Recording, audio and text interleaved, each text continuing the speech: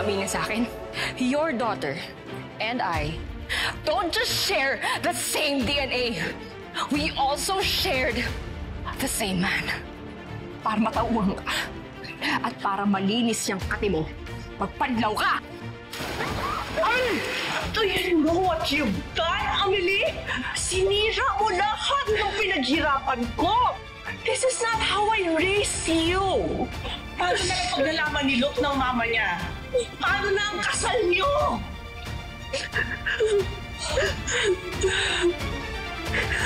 Hindi na pwedeng malaman. I will talk to your dad. Kasi kung ano pwede pa namin gawin. Pero ngayon, ayusin mo sarili mo.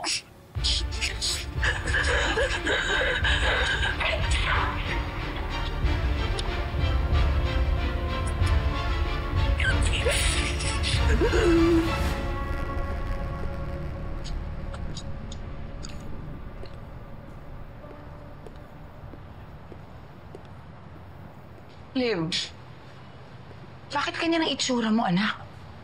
Ano nangyari? Bakit ganyan? Bakit ka basa? Ha? Akin na. Isang basa ka naman. Ano bang ginawa mo? Regalo natin kay Amelie, wedding gift. Eh, di ba yan yung picture niyo nung bata kayo? Ayan o, ang ganda. Pinaghirapan ko yan.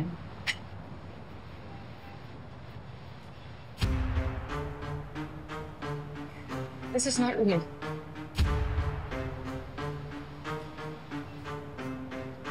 Liv.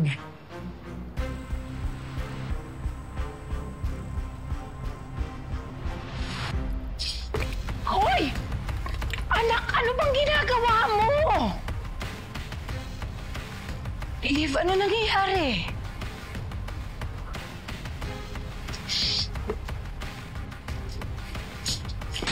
Liv! Ano ba? Ba't ginagawa mo yan? Ano? Liv!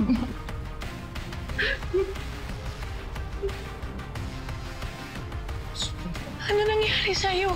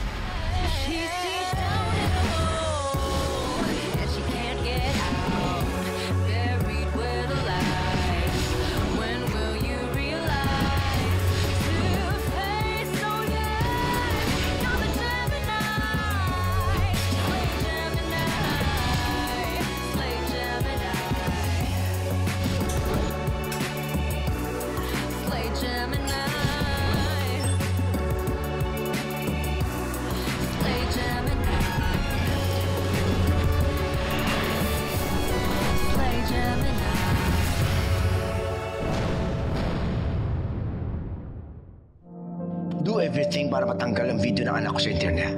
And find out kung sino ang nagkalat nun. Kailangan siyang managot. Our IT team is on it, Hector. At yung hayop na Zack na yun, napakawalang yan niya. Ginago niya mga anak ko. At kung nabubuhay siya, ako mismo papatay sa kanya. Hector, will you calm down? Sabi mo sa akin, kung anong dapat kong gawin. Gusto ko iganti si Amelie kay Zack. Attorney, gawan mo ng paraan na hindi na kumalat yung video na yan. And please do it quietly. Hindi pwedeng makarating sa kampo ni Luke to. Do you understand? Si Luke pa rin ang iniisip mo? Ang dapat ang isipin mo, yung anak natin. Kung paano natin siya mapoprotektahan. Hector, this is my way of protecting Amelie. We need to preserve our relationship with Luke. Kung hindi, saan pupulutin si Amelie? Tita, Tito, to be honest, nahihirapan lang po kasi talaga si A na sabihin sa inyo lahat. But I think you need to know the truth. Everything between Zack and A.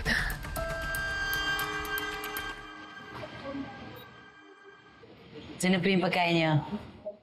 Thank you. Boss Luke, sensya na talaga sa kaguluhan kanina. Promise hindi na mauulit yun. Wait. Sugar nga pala. Shift ko na din po, papaalam na din ako. Before you leave, ito nga pala. Invitation mo sa wedding namin. Since new friend ka ni Amelie, syempre nandun ka sa wedding. Salamat. Sorry, tama ba yun, Nakit? Yeah, yan yung invite dapat ni Zach. I wasn't able to give it to him bago siya namatay.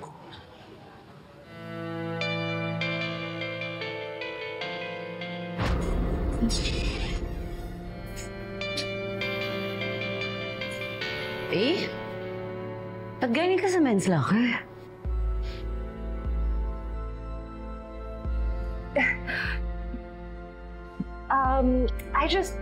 I just talked to Zach. I handed him his wedding invitation. Wedding invitation? Yeah.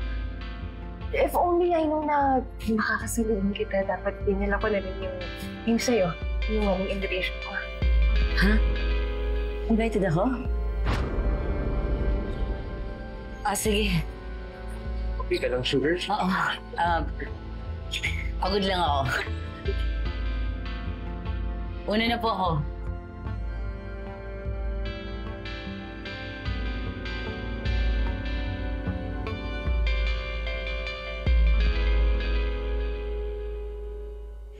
Vinidyuhan ni Zach si Amelie habang nakikipag-anuhan tapos hindi alam ni Amelie yun. O ibang level naman pala talaga ang kahayupan nun ni Zach. Hindi ko akalain na sasabihin ko to ngayon na. Pero parang deserve ni Zach yung nangyari sa kanya. Hayop eh. Umamin ba si A na naging sila? Kailan daw? Ako pa tinanong mo, hindi ko nga alam eh. O does it matter kung kailan? Kung nung isang buwan, nung isang araw, nung isang linggo? Basta niloko nila ako, tapos. Sorry. Pero alam mo anak, eto sigurado ko ha. Mahal na mahal ka nung kapatid mo. Hindi niya gagawin yun sa'yo on purpose, yung mananadyang ganun. Never. Gawa na nga niya eh. May proof pa nga, di ba? Nagpaliwanag ba siya sa'yo? Nakinig ka ba? Teka, bakit parang mas kampi pa kayo sa kanya, ma? Ako nga yun niloko, di ba? Dahil ba dun sa sex video? Dahil nahuli siya? Hindi ako kumakampi. Concerned lang ako dun sa kapatid mo. Alam mo, matindi pinagdadaanan niya ngayon, ha? Pabigat. Fine, ako na masama. Ako na naman. Lig, wala naman nagsasabi ng gano'n. Ang sakit eh! Ang sakit, Sugar, hindi mo naiintindihan. Sinasabi lang ng mami mo na pakinggan mo din si A. Di ba? Hindi, kasi alam mo, bago ko maawa sa kanya, nauunaan ako ng galit. Because that video won't exist kung hindi nila ako niloko. And if it makes me the bad person, then so be it. We live!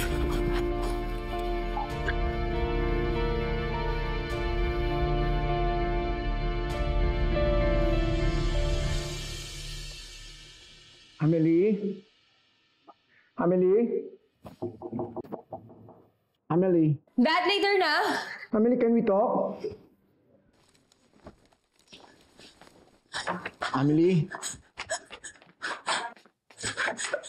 Amelie?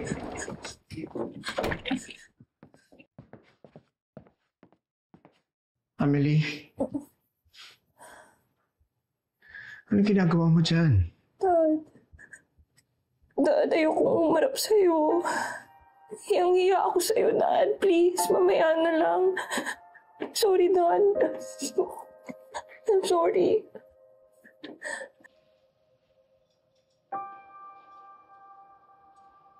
Amelie. Yan, I told us everything. Matagal na sa inyo ni Zach.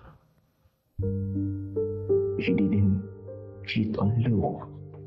And you didn't betray your sister. I'm sorry if I've judged you, anak. But don't worry, anak. Inaayos ni Daddy lahat. Sisiguraduhin ko na hindi ka na masasaktan, anak.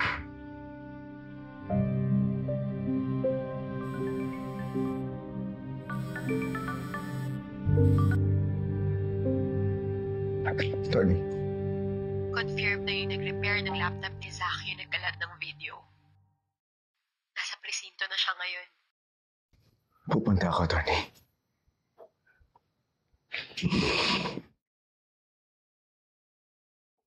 Anak, Emily. Haharapin ko lang yung nagkalat ng video. At sisiguraduhin ko sa'yo na mapaparusahan siya, anak, sa ginawa niyang pambabastos sa'yo.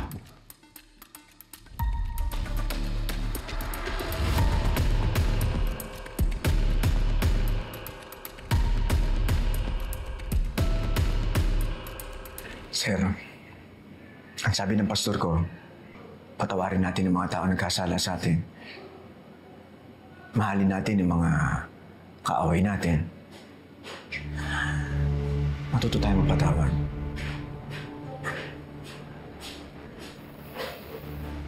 Sir.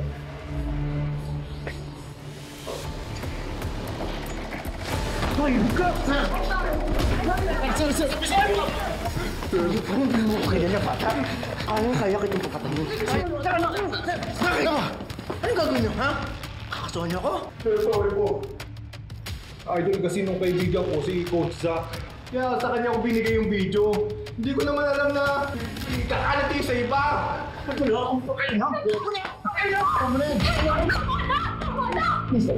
Ako na bahala rito! We will prosecute them to the full extent of the law. Ako na. Sir. Yeah.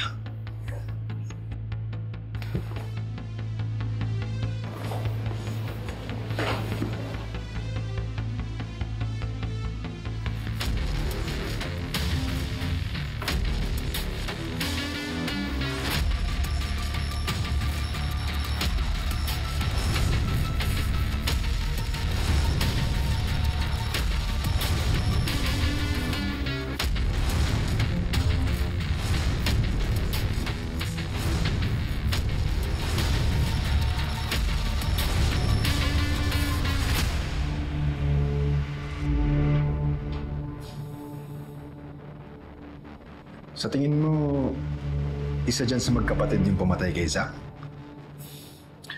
Sa tingin ko, malapit na nating malaman.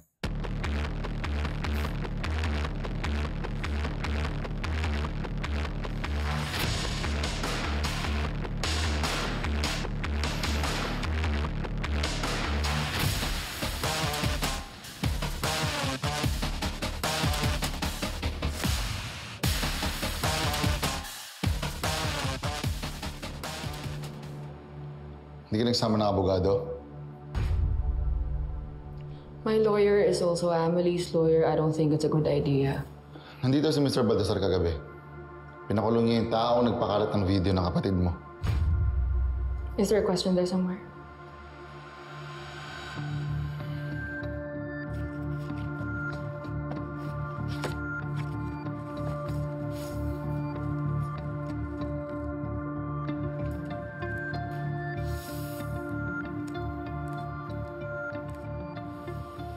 Kailan mo nalaman yung kay Zach at sa kapatid mo? Kahapon lang. Sigurado ka? Hindi pa napapaliwanag sa akin yung tea tree oil na nakuha sa kotse mo. I told you, hindi nga akin yung tea tree oil na yun. Pero di mo rin masabi kung kanino. Saan ba pupunta yung mga tanong mo? Sa tingin ko, nalaman mo yung tungkol sa boyfriend mo at sa kapatid mo. What? Nagalit ka sa kanilang dalawa. Pero hindi mo kaya saktan si Amelie. Kaya si Zach na lang. Kang mag-imbento. Kaya kumuha ka ng tea tree oil, pinagpalit mo yung body oil na ginagamit ni Zach sa katawan niya, at may ginawa ka rin sa lighter. Para pag sindi, masunog ang biktima. Wala akong alam dun sa lighter na yon at hindi nga akin yung tea tree oil na yan. Eh kung di sa'yo, kanino? Kanino? Miss Baltasar, ba't di ka makatingin? Ha? Kasi nagsisinungaling ka. No! Aminin mo na kasi. na sa'yo galing yung tea tree oil na pinasunog sa biktima. Ikaw ang pumatay kay Zack. Hindi ako! Si Amelie!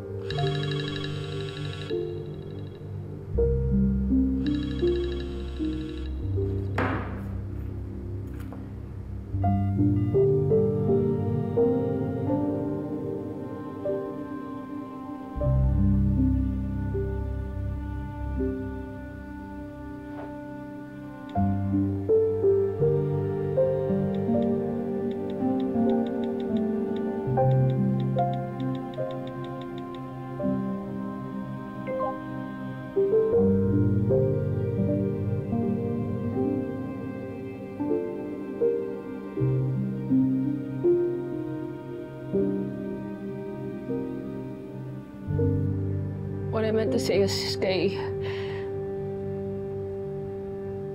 Amelie yung tea tree oil. Hindi sa akin. Sigurado ka? Para mabinibintang mo lang sa kapatid mo kasi galit ka sa kanya. Eh kung hindi ka naniniwala, ay di wag. I'm just telling you what I know. Eh di sana, sinabi mo na agad sa amin. Eh bakit di mo sa amin sinabi agad? Because I wanted to protect her. Because I thought ganun yung ginagawa ng magkapatid para sa isa't isa. Pero hindi pala, binibetray din pala. Hindi ito tungkol sa issue ng pamilya niyo. Miss Baltasar, this is a murder investigation. Alam ko. Pero di ba dapat kayo nag-imbestiga? Hindi naman ako. And I asked her about it and she said, marami naman gumagamit ng tea tree oil na yun. Tama naman siya eh. She's my sister and I believe her. Malaking kasalanan ba yun? Is it punishable by law? Pinagtatakpan mo siya. Ang tawag doon ay obstruction of justice. And yes, it is punishable by law. If you really want to know if she used that oil to kill Zack, siyang tanongin niyo, wag ako.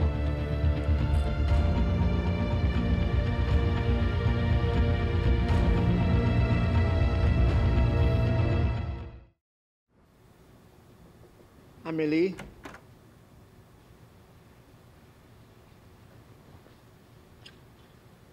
Melena.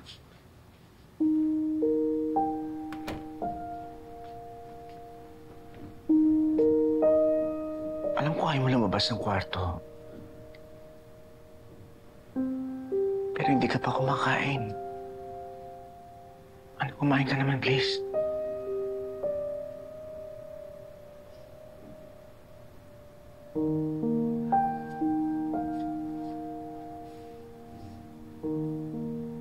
Alam ko nahihiya ka, anak. Pero hihintayin kita maging okay, anak. Gusto ko lang malaman mo na nandito lang ako. Pwede mo ako lapitan anytime. Pwede mo akong kausapin. Anak, hindi kita pababayaan, anak. Promise.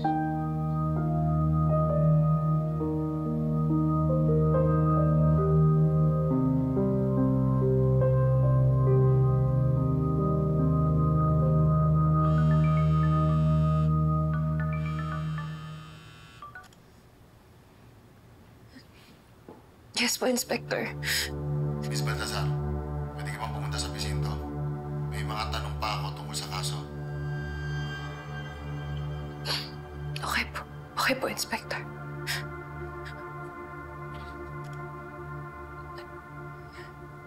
Pinapapunta ako sa presinto.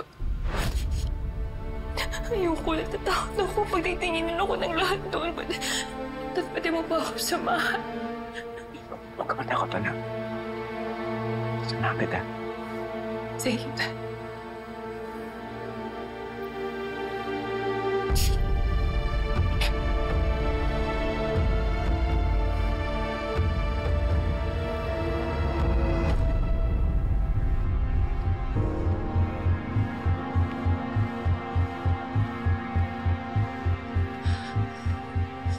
Dad. Don't worry, anak. You're safe. Pero kung gusto mo, you can do that.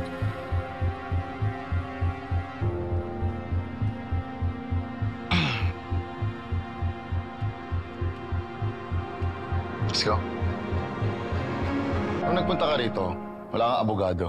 Ngayon may kasama ka na? May gusto ka ba talagang itago, Miss Baltazar? She has the right to a lawyer. Itanong mo na kung anong gusto mong itanong, Inspector. Para matapos na to. Miss Baltazar, gumagamit ka ba ng tea tree oil? Didn't you ask me that before, Inspector? Yes. Eh, nagsinungaling ka sa akin nun. What? No. May nakitang tea tree oil sa katawan ni Zach during the autopsy.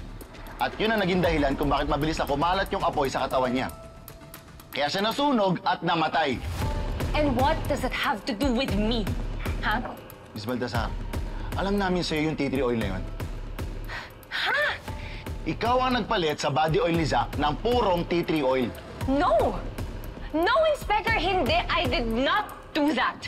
Emily, you can stop answering his questions at any time. Nagsisinungaling ka na naman, Miss Baltazar. I'm telling the truth. So, sino yung nagsisinungaling? Yung kapatid mo? What? Siya ang nagsabi sa amin na sa'yo galing yung tea tree oil. Liv told you this?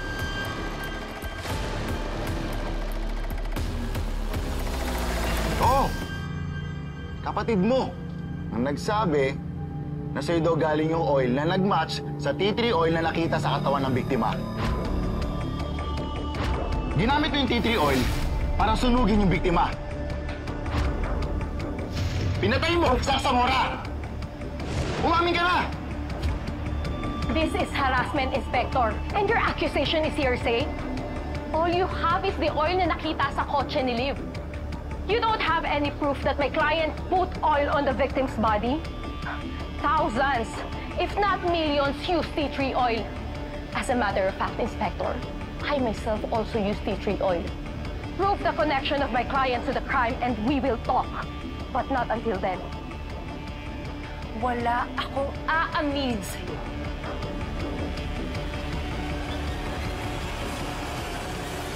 Because I did not kill Zach Zamora!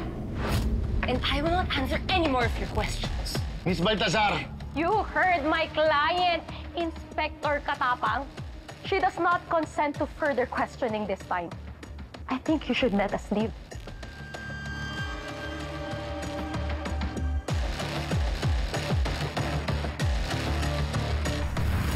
Kailan niyo ba ikukulong yung babae niya? She needs to pay for killing my son! Sabi mo!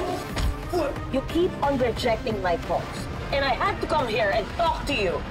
Just trying to get a hold of Emily. I need to talk to her. About her sex video?